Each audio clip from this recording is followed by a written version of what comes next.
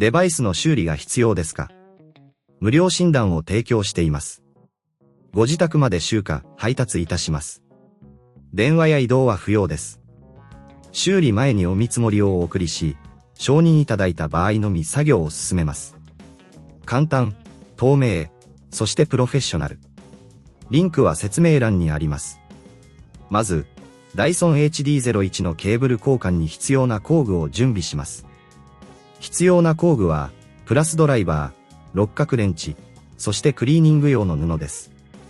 次に、ダイソンを安全に使用するために、電源を切り、コンセントからプラグを抜きます。これで作業を始める準備が整いました。1、本体の底部にあるネジを外します。プラスドライバーを使用して、ネジを慎重に外してください。ネジは小さいので、なくさないように注意しましょう。2、底部のカバーを外し、内部の状況を確認します。ここで、配線がどのように接続されているかを観察します。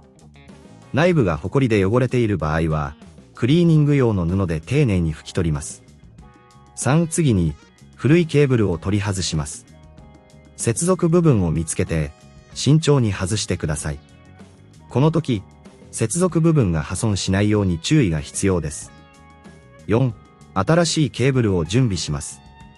新しいケーブルを取り付ける前に、接続部分がしっかりと固定されていることを確認してください。5、新しいケーブルを本体に接続します。接続部分がしっかりと固定されていることを確認したら、底部のカバーを取り付けます。6、最後に、外したネジを再度取り付けて、作業を完了させます。これでケーブルの交換が完了です。もしこの作業が難しいと感じる場合は、義務のない専門診断を受けることをお勧めします。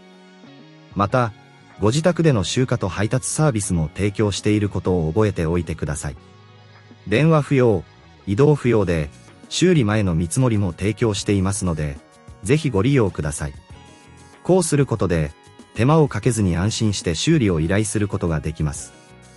デバイスの修理が必要ですか？無料診断を提供しています。ご自宅まで集荷、配達いたします。電話や移動は不要です。修理前にお見積もりをお送りし、承認いただいた場合のみ作業を進めます。簡単、透明、そしてプロフェッショナル。リンクは説明欄にあります。